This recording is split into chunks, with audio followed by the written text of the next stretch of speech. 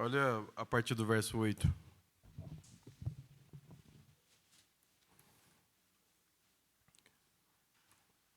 Ouve, povo meu, quero exortar-te, ó Israel, se me escutasses,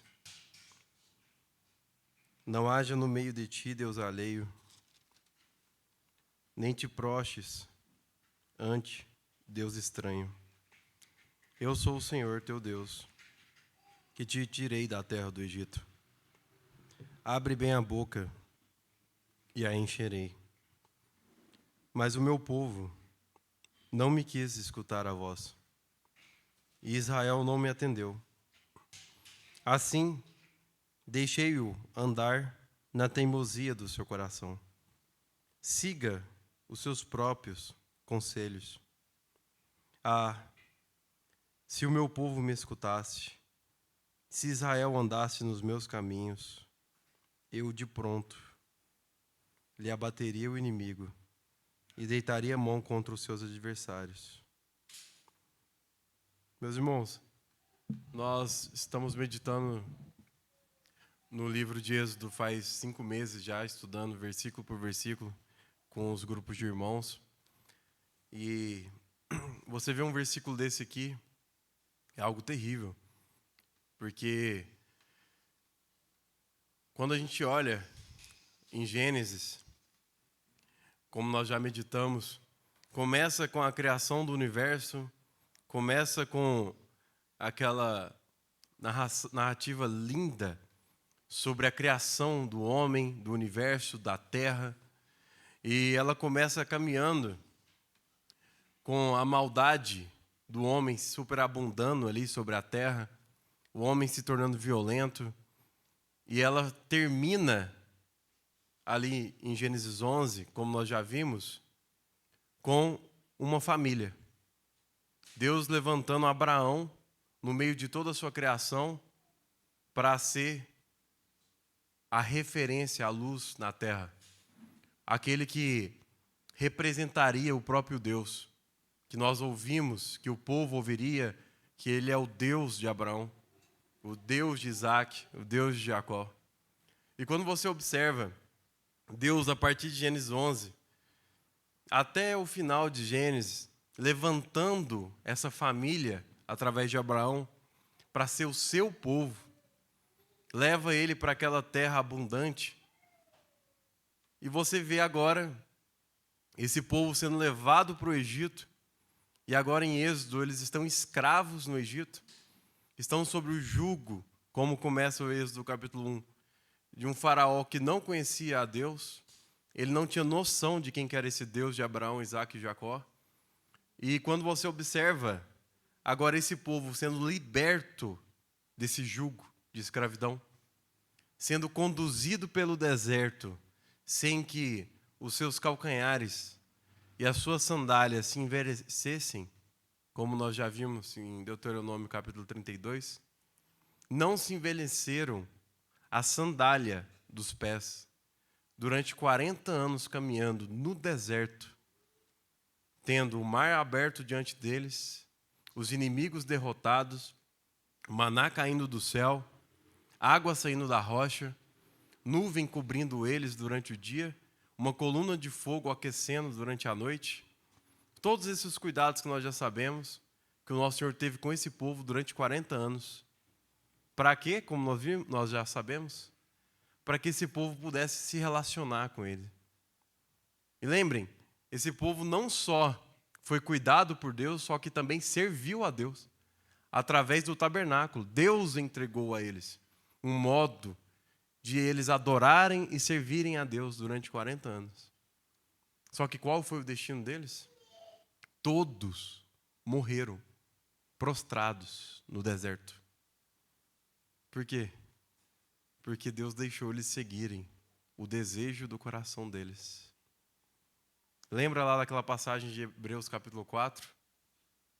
Que ele fala, temamos não entrar no descanso de Deus, como nossos pais do deserto não entraram, porque eles estavam rodeados cercados pela palavra, porém a palavra que eles ouviram não foram misturadas, não foram entrelaçadas, não foram unidas com a fé. E por isso morreram, pereceram no deserto, rodeados, servindo ao Senhor, andando com o Senhor, vendo os milagres e as bênçãos do Senhor, recebendo todas as bênçãos do Senhor. E qual foi o destino deles?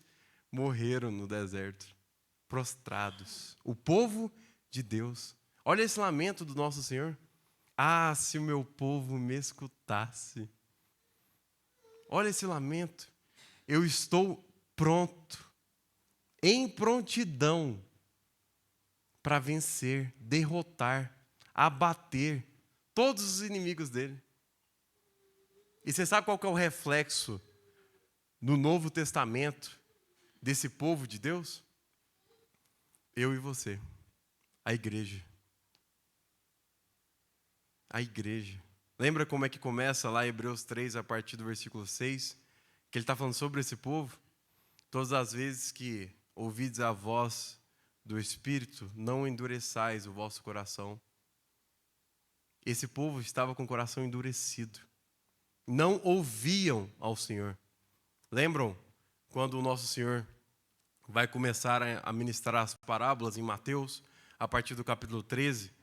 E nós vemos que no capítulo 13 já começa de uma forma diferente, e ele vira e fala, a partir do versículo 11, a vós vos tem sido dado de conhecer os mistérios do reino dos céus, mas aqueles têm sido ocultado para que pereçam. Por que ele fala isso, como nós já vimos?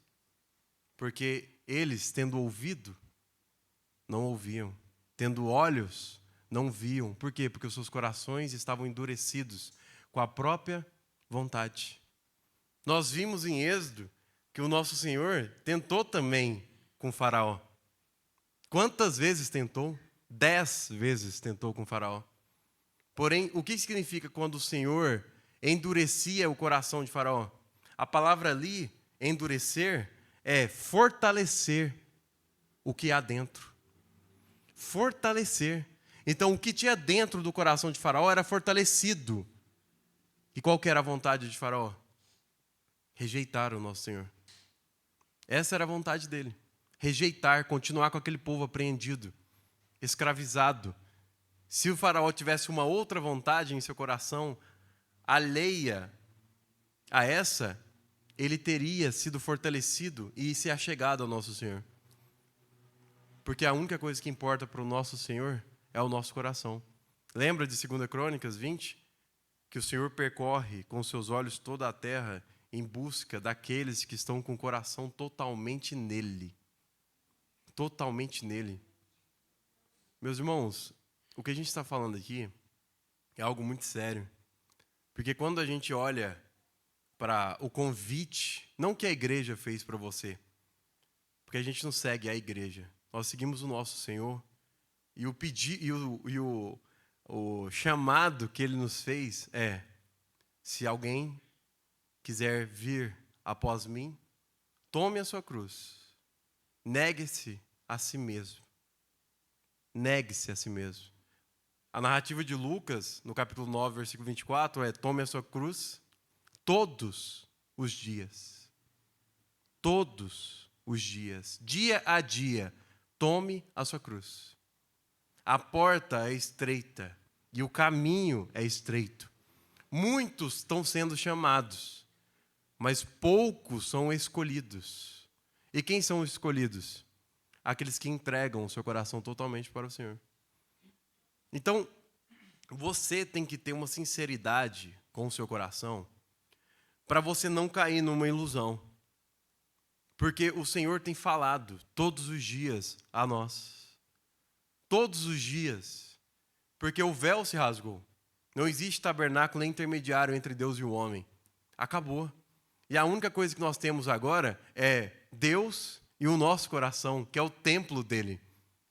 E se nós convidamos ele para estar em nossos corações, para que a gente convida ele para estar em nossos corações, se não for para ouvi-lo? Se não for para deixá-lo livre em nossos corações, para agir da maneira como Ele quiser. Essa é a vontade dele. Porém, é terrível. É muito difícil. Porque significa que você morre. A partir do momento que você se entrega ao Senhor, você deixa de existir. Há um falso entendimento sobre essa cristandade, que é o aceitar a Cristo, que a gente vem falando há muitos anos, que você aceitar a Cristo não tem nada a ver com o que a palavra nos ensina. Primeiro, o nosso Senhor fala que ninguém pode vir a Ele se o Pai não o trouxer. Efésios 2 fala que nós somos encontrados mortos em nossos delitos e pecados. Morto não tem escolha, não tem capacidade de fazer nada. Nós simplesmente somos salvos. O único que pode nos salvar é o nosso Senhor. Se nós pudéssemos fazer alguma coisa, não tinha necessidade dele. Mas Ele, quando vem nos salvar e morre na cruz por nós, ali é só o ponto de partida da nossa vida. Porque Ele morrer por nós é o início. E qual que é o segundo passo? Nós morrermos com Ele. Cristo morre por nós. E nós já estamos crucificados com Ele. Não vivemos mais nós, mas Cristo vive em nós. Então, o que é nós estarmos crucificados com Cristo? Vivendo Cristo em nós. É todos os dias tomarmos a nossa cruz e nós negarmos as nossas vontades, nossos desejos, nossos sonhos, nossas ambições, nossas escolhas, colocar calada, silenciada. Porque caso contrário, ainda tem vida em você. Isso é a vontade do nosso Senhor para nós. Essa é a caminhada da cruz. Quem não segue por essa senda, não está com Ele. Não está sendo guiado por Ele. Quem está ouvindo a si mesmo, sendo guiado por si, não consegue ouvir ao Senhor. Isso é endurecimento de coração. E qual que é o destino, como você leu os Salmos? O Senhor deixa você andar de acordo com a vontade do seu coração.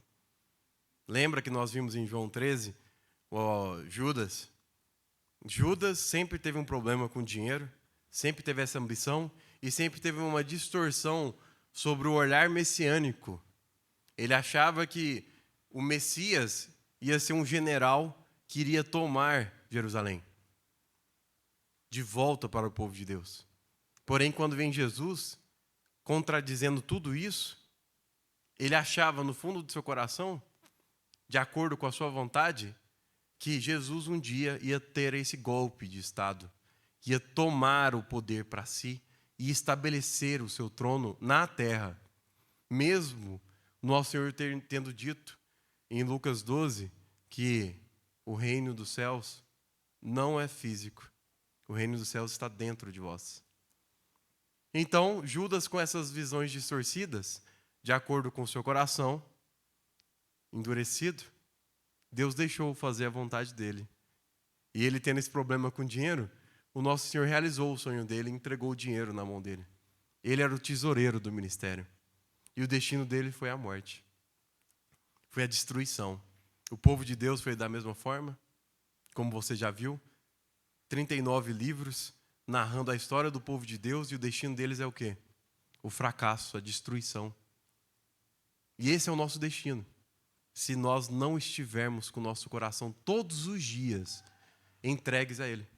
Se todos os dias nós não entregarmos o nosso coração à crucificação, o nosso destino é esse. Não se engane.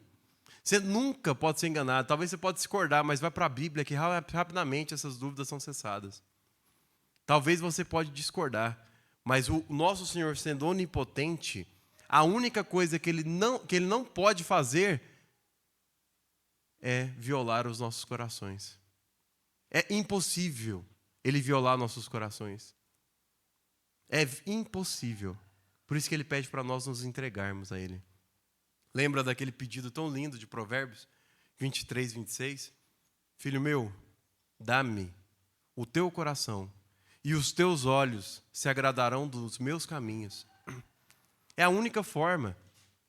Não tem outra maneira de você se agradar dos caminhos do Senhor, de você aceitar os caminhos do Senhor, se o seu coração não for entregue totalmente a Ele. E não se engane, se você acha que seu coração já foi entregue a Ele, Você já está enganado pelo seu próprio coração. Lembra de Jeremias 19? Que o coração é enganoso, mais do que qualquer coisa que existe sobre a terra. Ele é desesperadamente corrupto. Desesperadamente corrupto. Essa é a origem do nosso coração. Significa que o quê? Você está sendo enganado por si mesmo. Todos os dias. Independente da sua idade. Todos os dias você está sendo enganado e não está sabendo. E por isso nós temos que se entregar todos os dias para o nosso Senhor. E o que é isso? É ter essa crucificação. Presta atenção.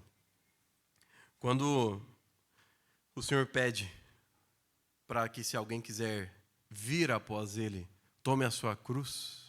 É tão lindo isso, porque nós esquecemos do que o nosso Senhor é. O nosso Senhor é o modelo de vida, de caminhada do ser humano. Aqueles que estudavam Atos nas quinta-feiras aqui, que estavam estudando Atos, eles lembram que o apóstolo Paulo, quando estava perseguindo, eles chamavam a seita do caminho. Daqueles que eram chamados os seguidores do caminho. Então, quando você olha o nosso Senhor, Ele é o modelo que nós devemos seguir. Então, tudo, exatamente tudo que o nosso Senhor fez, é o que nós devemos fazer. Tudo. E o que Ele fez? Ele tomou a cruz. Então, o que nós temos que fazer? Tomar a cruz. O que nosso Senhor fez? Ele entregou tudo que era dele. Lembram? Lógico, ele é totalmente homem, 100% homem. Igual nós. Lembra dos últimos versículos de Lucas capítulo 2?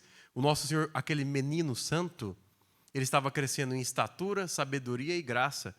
Mesmo sendo onisciente, ele estava tendo o aprendizado dele, porque ele deixou a sua glória.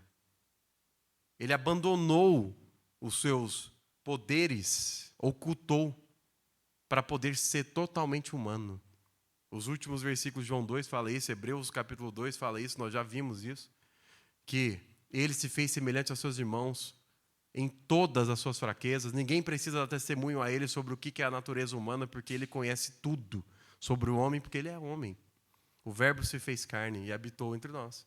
Então esse Jesus, homem, ele tinha sua própria vontade. Lembra quando ele estava no monte do Getsemane? E ele estava sofrendo aquela agonia? E ele falou o quê? Pai, afaste esse cálice de mim, se for possível, mas que seja feita a tua vontade, não a minha. Ele tinha a própria vontade dele. E qual que era a vontade do nosso Senhor Jesus? Você sabe qual que era o único desejo? O centro da vida do nosso Senhor Jesus? O Pai dele. Deus. Esse era o centro da vida dele. Então o que ele faz quando ele vem para a terra e morre por nós? Ele entrega o Pai dele. Você vê, todos que estão aqui são cristãos, você vê que durante o Evangelho, você vai ver sempre o nosso Senhor Jesus falando, meu Pai que estás nos céus me enviou. Eu vim fazer a vontade daquele que me enviou. Sempre ele está falando do Pai dele, meu Pai. Só que chega um momento que chegam os discípulos dele e fala assim, Senhor, nos ensina a orar. Esse pedido tão doce. Senhor, nos ensina a orar. E como é que o Senhor nos ensinou a orar? Pai nosso. Pela primeira vez, ele abriu mão do Pai dele para nós. Pai nosso. E aí como é que ele continua em Mateus 6 o tempo inteiro? Vosso Pai celeste que está nos céus. Vosso Pai celeste. E quando chega aquela terrível hora que o pecado ia ser posto sobre ele, só naquela hora o pecado ia ser posto sobre ele, que ele iria se fazer pecado mesmo sendo puro e santo, o que iria acontecer com o nosso Senhor Jesus? Ele ia ser abandonado pelo Pai dele. Pai, por que me abandonaste?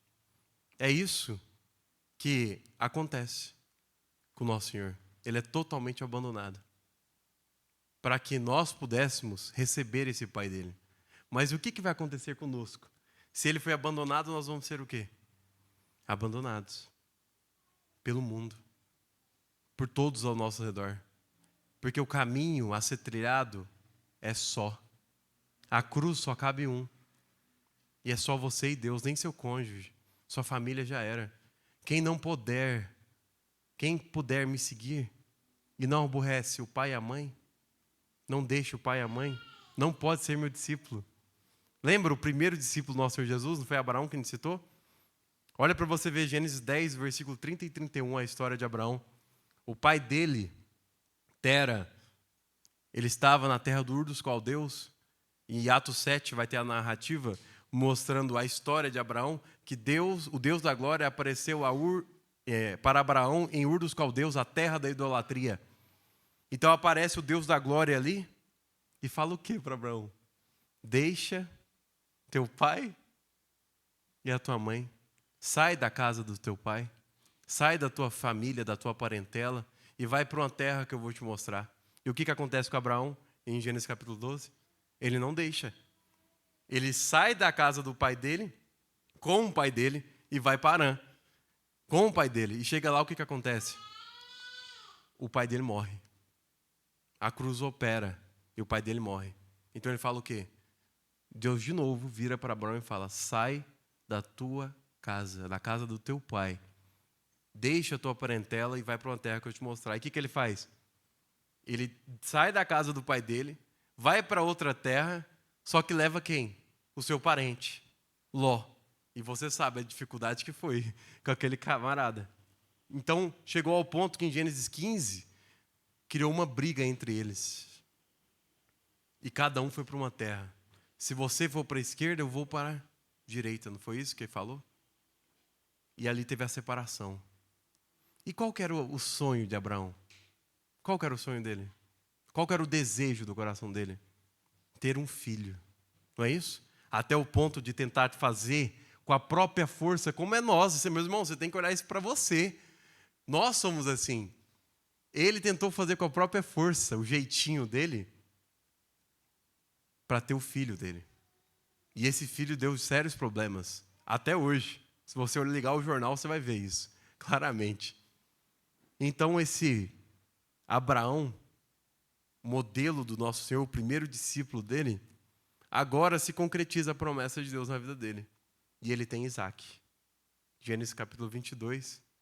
O centro da vida dele agora é Isaac. O filho desejado, ele já velho. Então, de repente, aparece Deus para ele. E fala o que para ele? Abraão, pega esse filho seu e apresenta no altar e sacrifica. Só falou isso.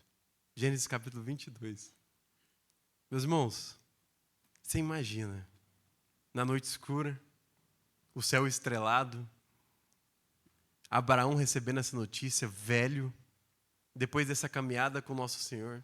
Imagina ele olhar para as estrelas, lembrar das promessas, de toda a caminhada dele, e agora ele olhar para o centro da vida dele. Se é o centro da vida dele, é a própria vida dele. Minha avó falou para mim que se eu morrer, ela morre.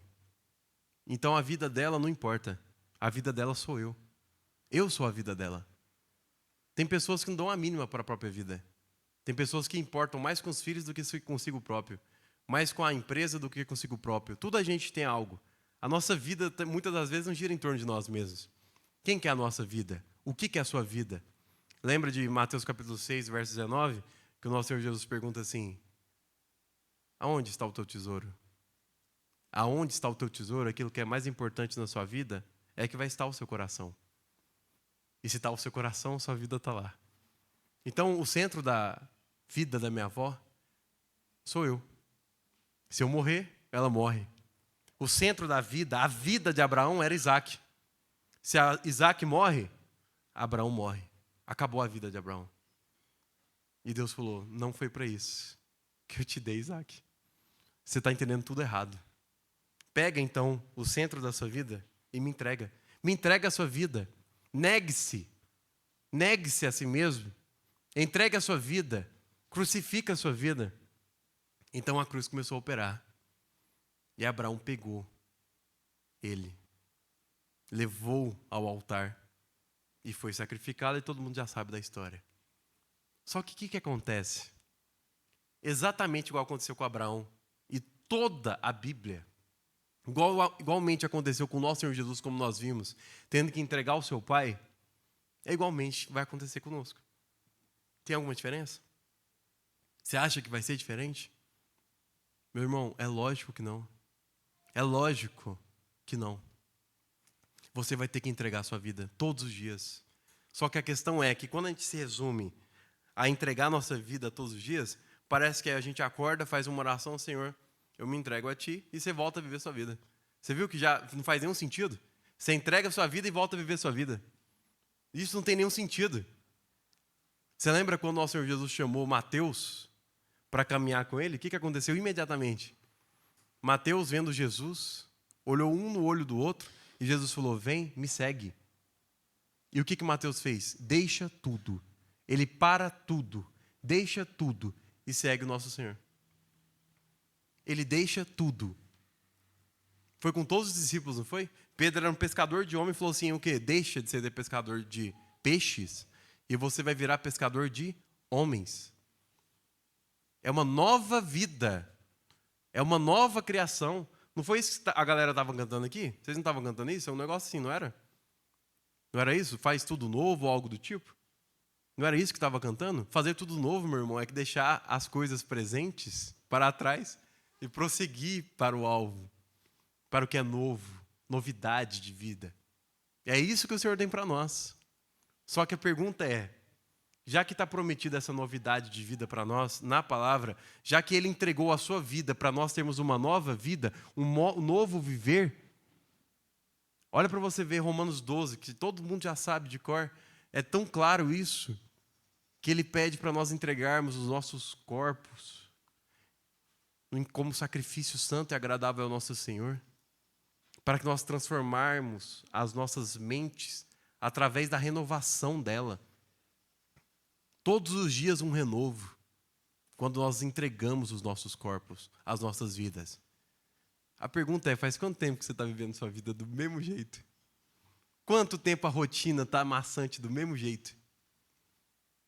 Aí a gente entra em duas hipóteses. Ou a Bíblia e tudo que está escrito aqui é uma mentira. Ou, simplesmente, você não está vivendo nada da Bíblia. Você está igual o povo de Israel. O Senhor está aí dentro do seu coração. Meu irmão, me ouve. Meu filho, me ouve. Tem um versículo tão lindo. É o versículo mais lindo do Antigo Testamento. Olha para você ver. Não vou citar, quero que leiamos juntos. Oséias, capítulo 11.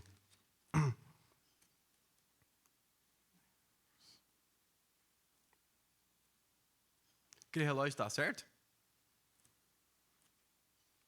Que ontem eu desliguei ele, eu liguei ele, não contei para ninguém, para quem quiser arruma.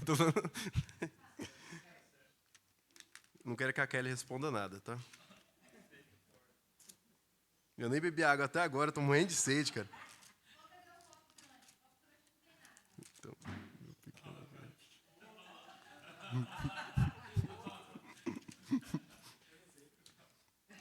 Ué, ele tirou isso aqui, então já era. Eu bebi o contaminado, então. Olha o versículo 4. Falando sobre o povo de Deus. Atraí-os com cordas humanas. Não, vamos lá no versículo 1. A gente está com tempo. Quando Israel era menino. Olha que lindo esse versículo. Quando Israel era menino. Olha como que ele olha para o seu povo. Lembra que o apóstolo Paulo, em Romanos 9, fala, agora com essa nova aliança, não há judeu, não há grego. Vós sois o Israel de Deus. Nós somos o povo de Deus agora. Olha para esse versículo, no lugar de Israel é a igreja. No lugar de igreja é Israel. Agora nós somos o povo de Deus. Nós somos o modelo de vida divina aqui na terra. O modo de caminhar como Deus quer que andemos, somos nós. Lembra que o apóstolo Paulo fala que nós somos coluna e baluarte da verdade. Baluarte, ela é uma bandeira que eles utilizavam na guerra para mostrar qual que era o clã que estava guerreando. E qual que é o nosso clã? A verdade. Qual que é a nossa tribo? A verdade. Isso é o que o Senhor quer para nós. Coluna e baluarte da verdade. Nós que temos as respostas, nós somos o dono da verdade. Nós que somos a luz. Todos estão em trevas. Isso é para aqueles que entregam-se todos os dias. Tome cuidado com esse nós. Quando o apóstolo Paulo fala, já estou crucificado com Cristo, é Ele. É Ele. Isso está disponível para nós, mas não significa que você está. Não significa que você está. Não se engane. Não vivo mais eu, mas Cristo vive em mim. Isto, meu irmão, quer dizer que você acorda como o povo no deserto, e eles olhavam para cima e vinha a nuvem. A nuvem representa o nosso Senhor. E quando você olhava para aquela nuvem, se ela não se movesse, você não se move. Se ela se move, você move. Se ela para, você para. Isso é viver Cristo. É aqueles que esperam no Senhor. Aqueles que esperam. Para onde eu vou? Para onde que a gente vai? Para onde? O que eu vou me alimentar? A não ser das palavras que saem da boca do meu Pai. O meu alimento é fazer a vontade do meu Pai. Lembra, com 12 anos de idade, nosso Senhor Jesus, Lucas capítulo 2, ele se perde no templo, ele se perde em Jerusalém, entre aspas, dos pais. José e Maria, desesperados, 3 dias procurando nosso Senhor Jesus, não sabem onde ele estava. De repente, eles retornam para o templo em Jerusalém, encontram o nosso Senhor Jesus, juntamente com os doutores, e ele chega, Maria, aquela mulher maravilhosa, diante do nosso Senhor Jesus e fala: meu filho, eu estava tão preocupada, te procurei em tudo quanto é canto, o que você está fazendo? E ele fala: você não sabe, mãe, que convinha a mim estar cuidando dos negócios do meu pai? Olha para você ver, com 12 anos ele já tinha essa mentalidade, um homem, e a gente vai morrer sem saber que a única coisa que a gente tem que fazer é cuidar dos negócios do nosso pai. Eu não estou falando de igreja, dos negócios do nosso pai. Eu não estou falando de igreja. É todos os dias acordar e fazer a vontade do nosso pai. Isso, meus irmãos, é algo tão lindo que nós devemos acessar todos os dias. Lembra daquela oração que a gente citou do A.W. Tozer? Desejo desejar-te mais. Olha isso, desejo desejar-te mais. E é isso que Ele quer de nós, que nós desejemos mais Ele. Bem-aventurados, felizes por completo são aqueles que têm fome e sede de justiça, porque eles serão saciados. A nossa justiça, nós sabemos, é Deus, Ele que nos justifica. Quem tem fome e sede dEle vai ser saciado por Ele. E você ter fome e sede dEle significa ter abstinência de tudo do mundo. Você não se alimenta nada desse mundo, nada te cativa. Igual o apóstolo João, o discípulo amado de Deus. O que ele escreveu quando ele perdeu o nosso Senhor Jesus?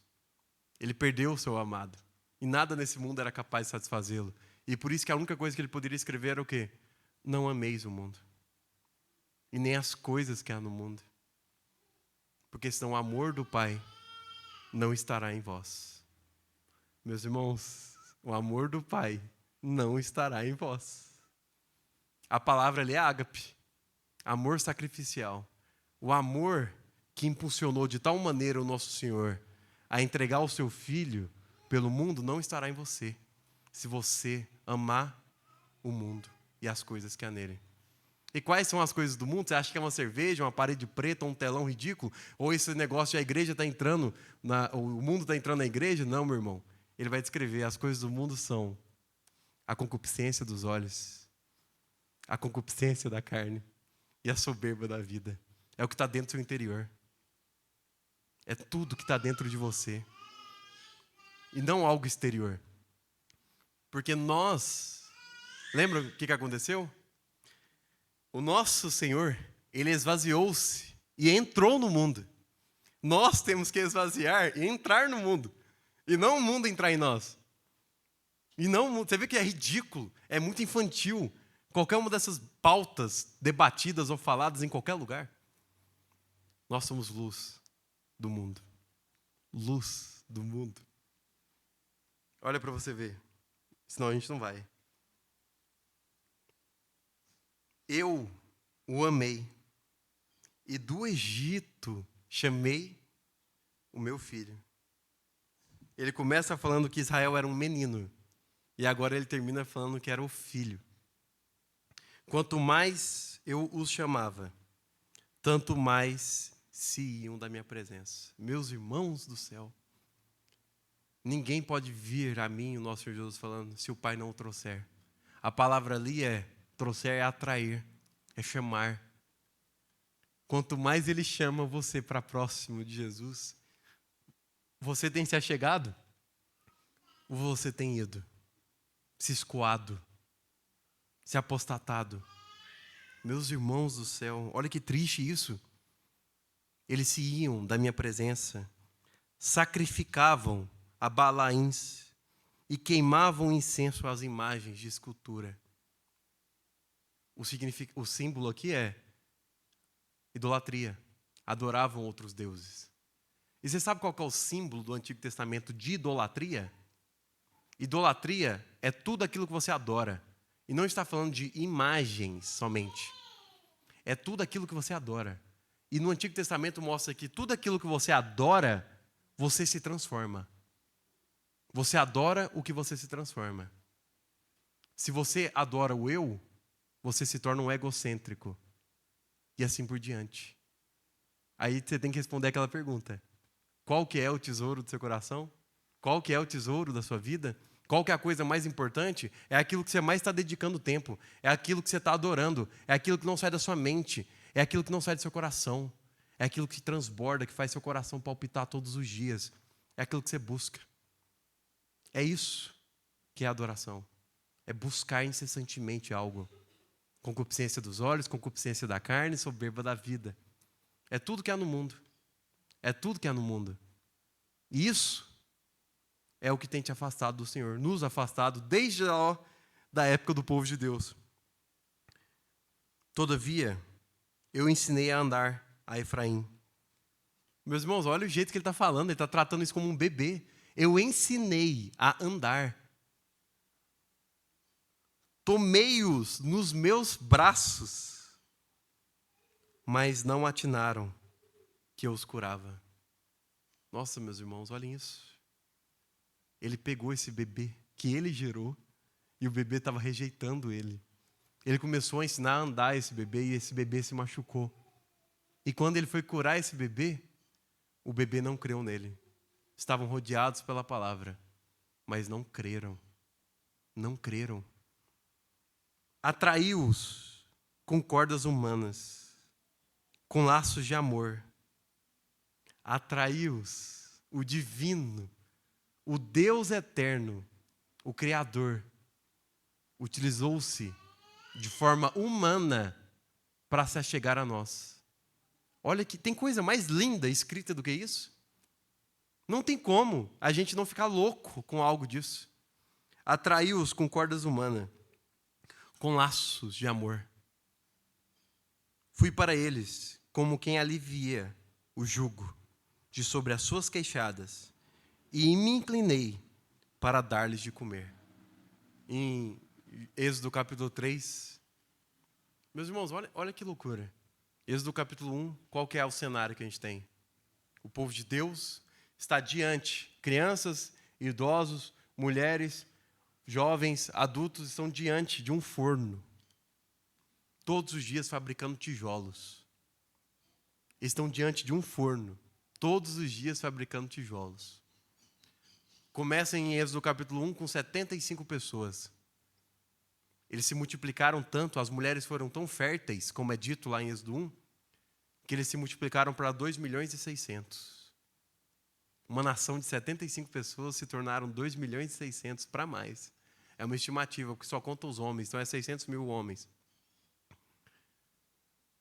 Então, o mundo viu, esse povo é tão próspero, esse povo é tão fértil, vamos sobrecarregar eles com o jugo, com o peso do mundo, aumentando o trabalho sobre os seus ombros. E aumentaram. E qual que foi a consequência? Nenhuma. Eles continuaram trabalhando, eles continuaram se multiplicando e eles continuaram a prosperar. Em Êxodo 3 tem uma passagem tão linda que o nosso Senhor fala assim: eu vi a aflição do meu povo e por isso eu desci para libertá-los com meu braço forte. Meus irmãos, isso é algo que eu já ministrei isso 1 milhão de vezes, já estudamos 1 milhão de vezes Êxodo, já sabemos essas passagens todas de cor, e é impossível, como para o povo o maná se tornou comum, é impossível esses versículos se tornarem comum. Porque a gente está falando que aquele que abre os céus com as mãos, que cria um universo com a palavra, vê você, um pó. Lembra de Salmo 104? Ele conhece a sua estrutura e sabe que você é pó. Pó. Não vale nada. O vento te leva. O vento te leva. E o que revolta, vendo essas passagens, é que você, o eu, não se reconhece como pó. Não se reconhece como pó. Acha que é alguma coisa.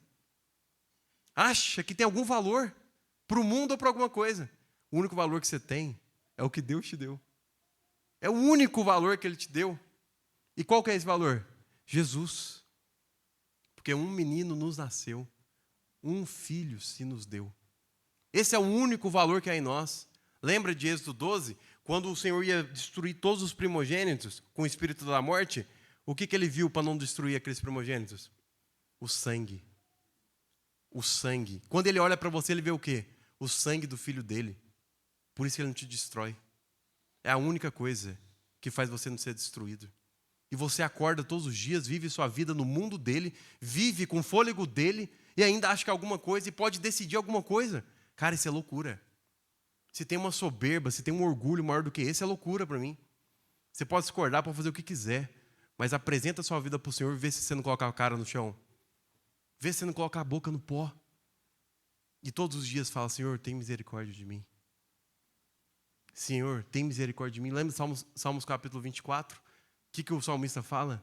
Senhor, quão grande é o meu pecado. Quão grande é o meu pecado. Qual que é o seu pecado? Ter nascido. Porque você já nasce em pecado. Você já nasce fadado a fazer tudo de errado. Todas as suas escolhas. Pecado, como nós já sabemos, significa errar o alvo.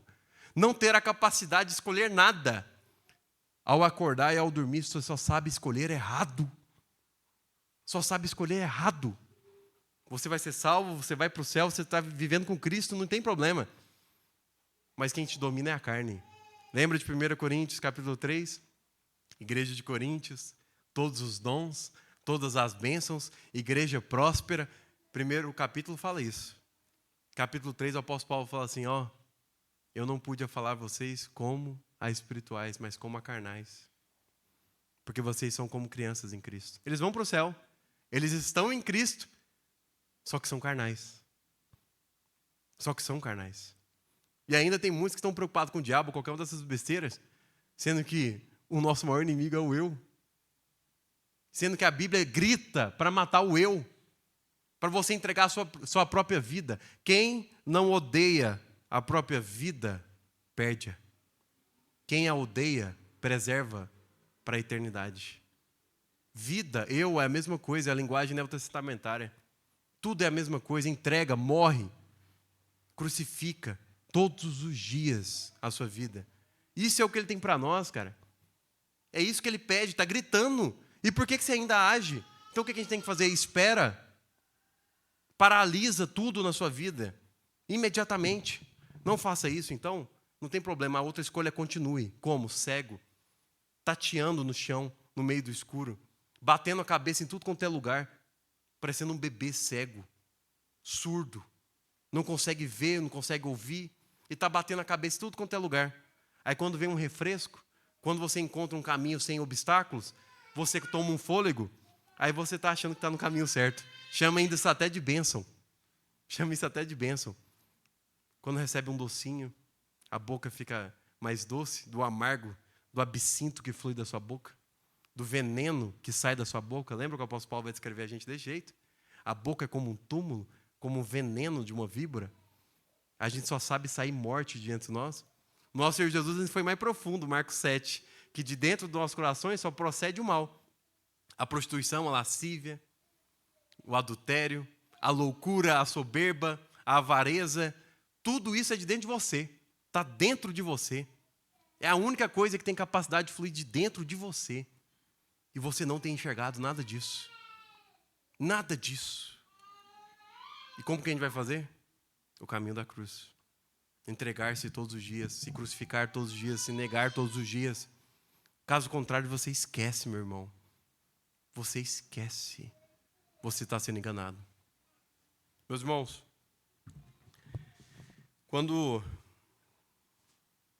olha a continuação. Atraiu-os com cordas humanas, com laços de amor. Fui para eles como quem alivia o jugo sobre as suas queixadas e me inclinei para dar-lhes de comer. Meus irmãos, é muito engraçado. Eu nasci na igreja e desde pequeno eu escuto que o nosso Senhor é o nosso Salvador. Mas eu nunca vi a igreja agir como o Senhor ser o nosso Salvador. Eu vi sempre todos terem esforços para se aliviarem, para se descansarem. Sempre. Sempre. É muito engraçado. Eu vi anos de caminhadas de pessoas que trabalharam para o Senhor. E eles falando, agora eu preciso me repousar. Agora eu preciso viajar. Agora eu preciso de umas férias. Por quê, meu irmão? Olha, presta atenção, pausa aqui. Vamos lá para o nosso Senhor Jesus. Ele fala assim, venha a mim todos os cansados. Todos aqueles que estão fatigados. Que eu vou aliviar e dar descanso. Porque o meu jugo é suave. O meu fardo é leve. Eu sou manso e humilde de coração. Aprendam de mim. Aí você vai lá e vê para os seguidores dele, cansados, destruídos.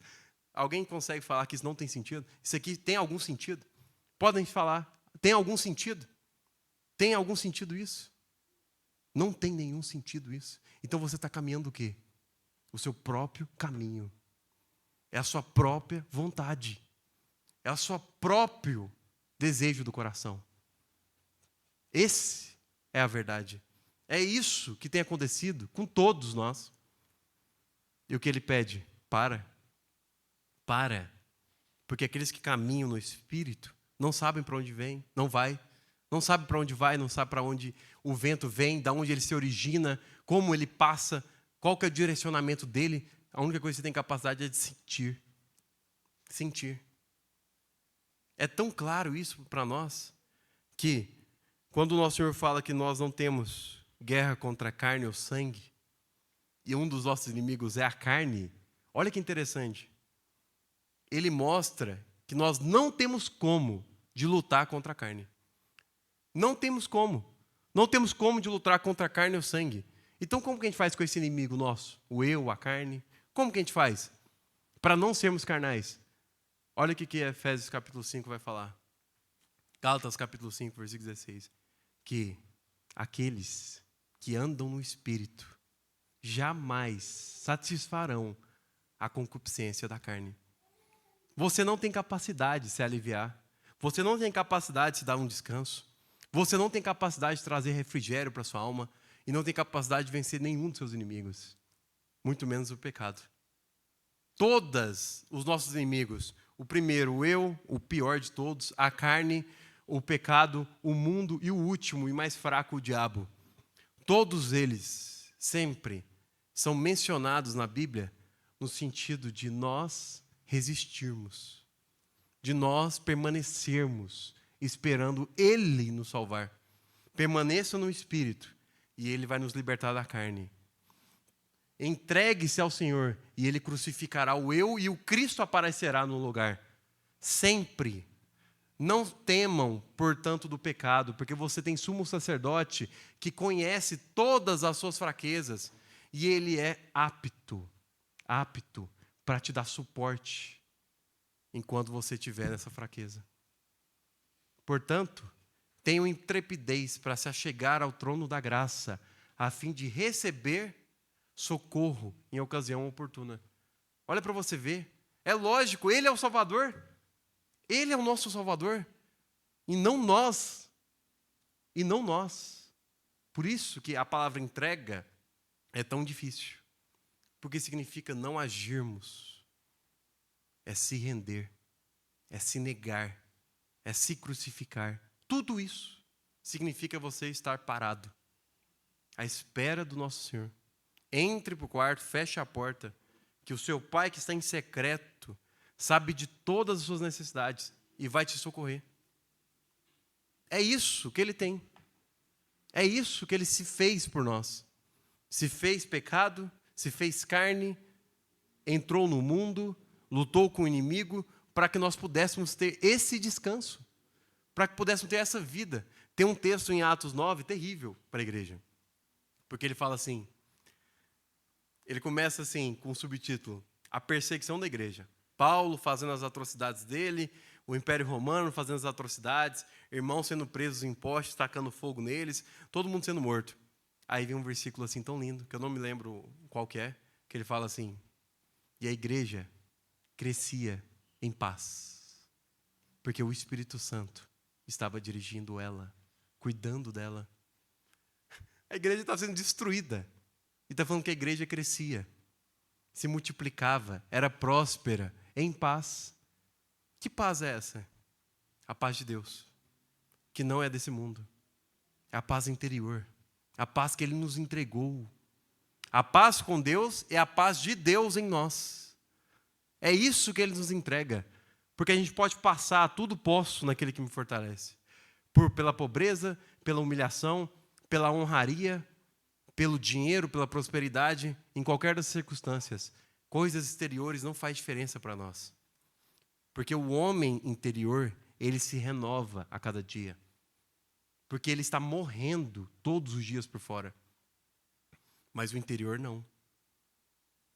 Só que quando você vai acessar isso? Quando? Lembra do apóstolo Paulo? Eu desisti de sentir e de agir como uma criança. Ficar correndo pelo reino dos céus, pelo reino de Deus, como uma criança. Passa pelas pilastras, passa pelos corredores de ouro, passa por essa vista maravilhosa, só que como uma criança. Sente e vê como uma criança. É igual o apóstolo João fala, ó filhinhos, fazei bem, porque vocês sabem que o nosso Senhor Jesus morreu por você. Isso é as crianças espirituais. Você sabe que Ele morreu por você. Só que o apóstolo Paulo fala que essa salvação que foi nos entregue, ela tem que ser desenvolvida. Para nós finalizarmos, Filipenses 2.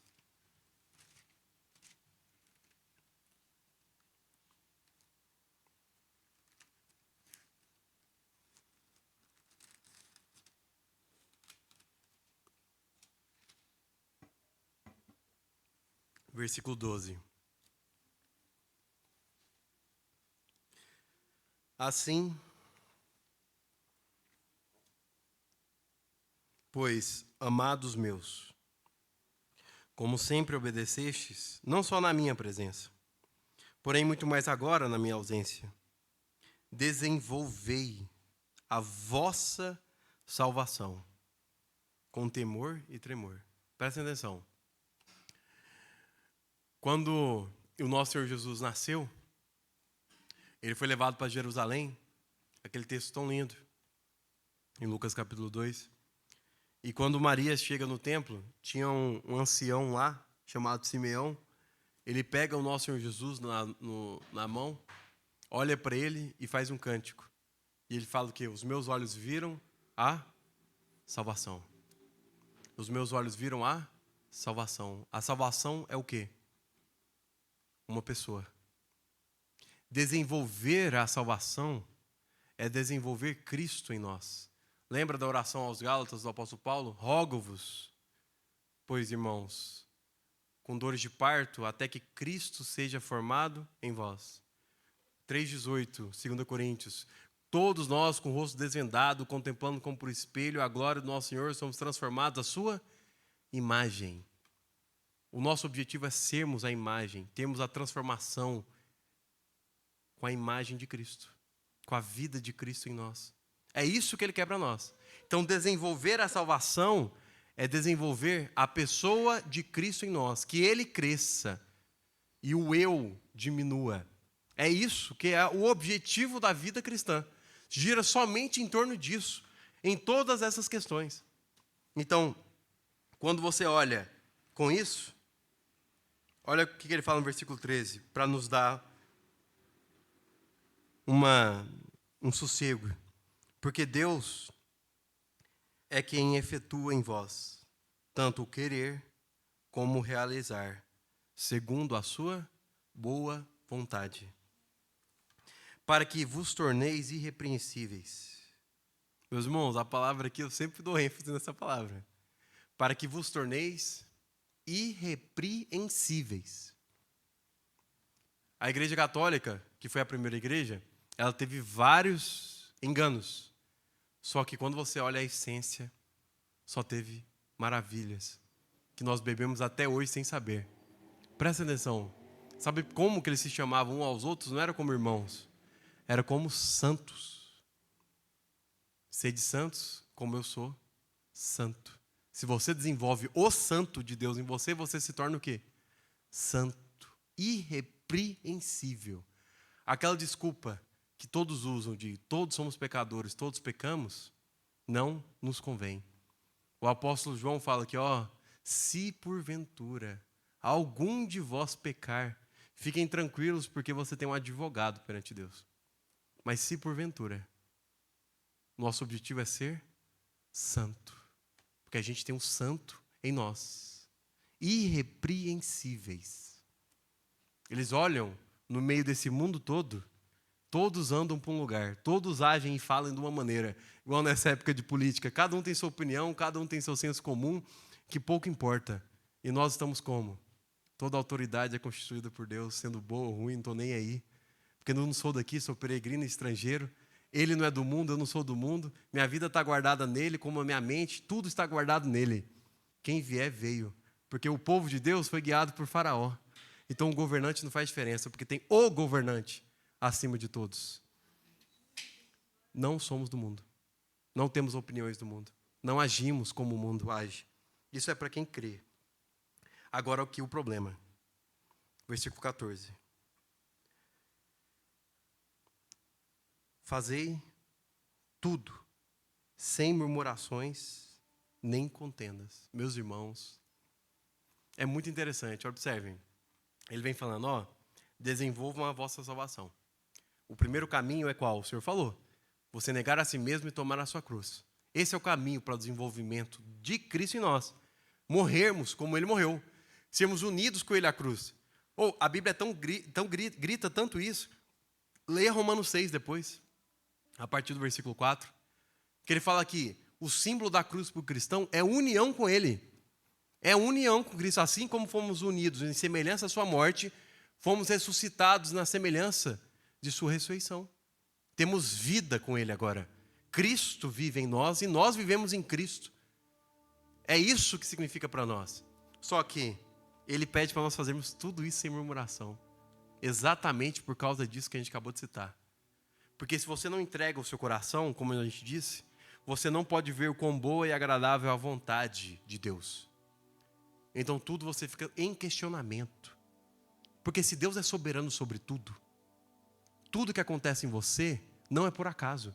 Seus relacionamentos, essa caminhada sua, seu casamento, qualquer coisa, nada é por acaso. Nada é por acaso.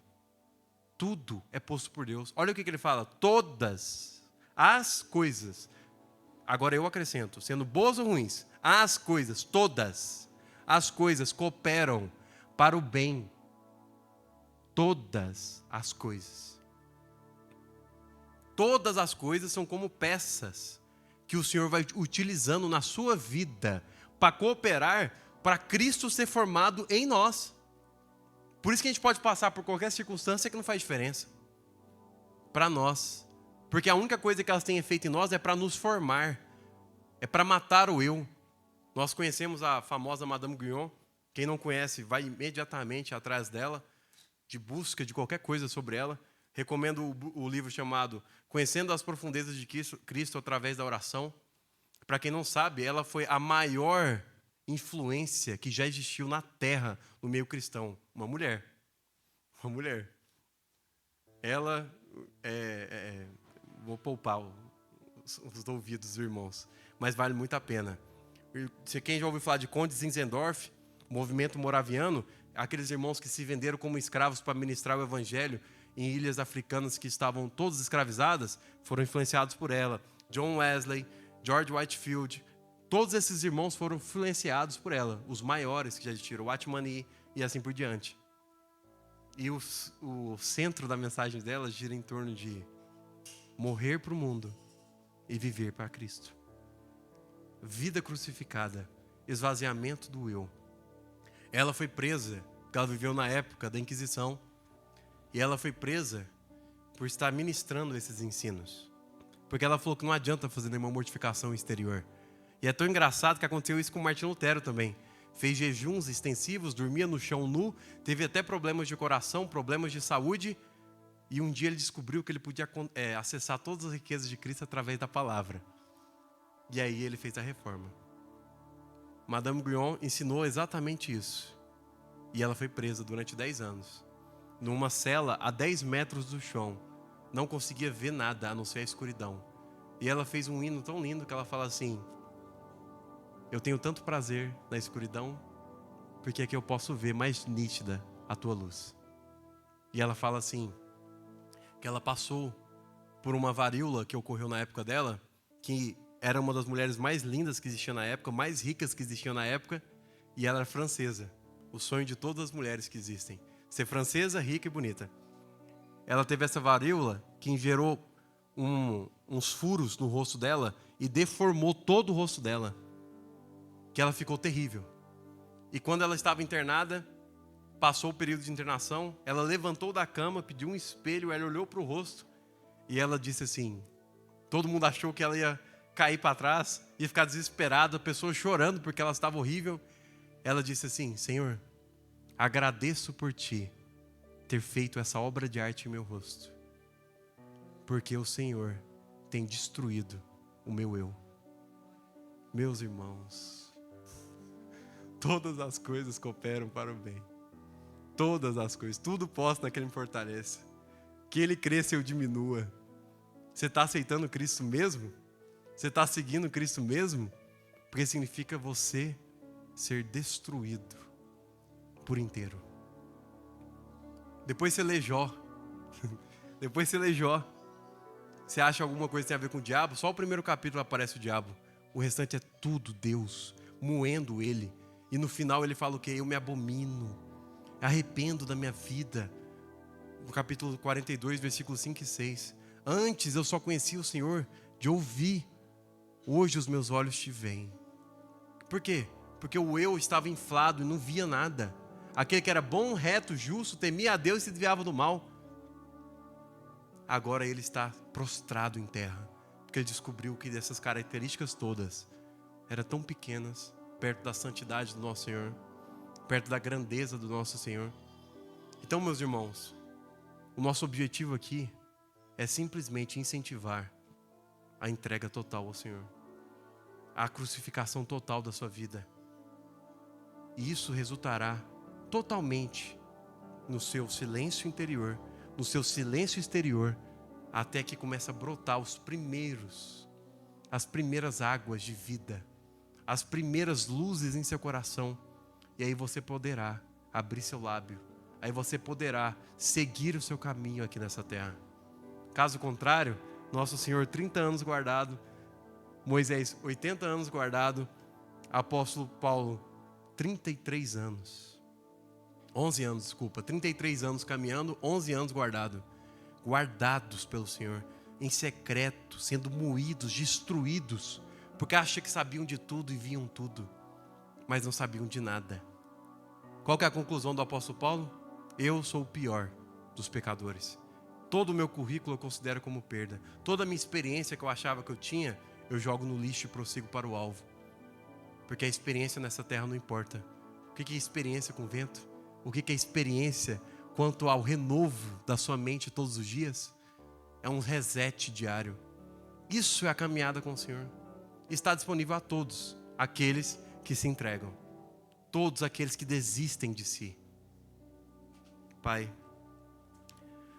nós estamos diante de Ti, diante da Tua palavra, e nós clamamos, Pai, para que nós possamos ter forças, Pai, para nos entregarmos a Ti. Termos forças, Pai, para nós curvarmos o nosso coração, nossos desejos, nossa alma, nossa mente, Pai, tudo em Teus pés. Não queremos, Pai, agir de acordo com a nossa vontade. Não queremos ser homens e mulheres de dura servir. Pai, nós queremos ser homens e mulheres, Pai, totalmente dependentes de Ti, entregues a Ti, Pai, rendidos a Ti. Não permita, Pai, que os Seus laços de amor, Seus laços humanos, nos alcance e nós, Pai, expulsamos ele, repelimos ele. Pai, não permita que jamais nossos corações se endureçam. Pai, nós queremos, Pai, sermos homens e mulheres com a Tua palavra nos nossos corações, frutificando, florescendo, Pai, criando raízes. Não queremos viver de emocionalismo, Pai. Andamos um pouco na Tua palavra e morremos tropeçando na rocha. Pai, nós queremos viver a Ti, viver a Cristo, Pai, ao ponto da nossa vida não valer nada e a morte ser lucro para nós. É o que nós clamamos em Teu nome. Amém.